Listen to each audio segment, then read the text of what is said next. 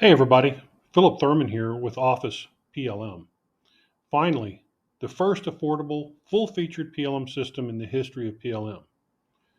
Today's topic is what mid-market manufacturers need today. One, they need to invest in systems that insulates their company from a shrinking workforce. Number two, retain and translate tribal knowledge into digital data. Number three, automate the most crucial tasks with workflow. Number four, have a centralized vault for all parts, BOMs, drawings, documents, and supporting data. And number five, your crucial systems need to be integrated, like CAD to PLM, PLM to ERP. So if this resonates with you and you're wondering, how we do it, give us a call. We'd love to show you. If you like this content, give me a thumbs up. And if you want to leave a comment, I'll respond.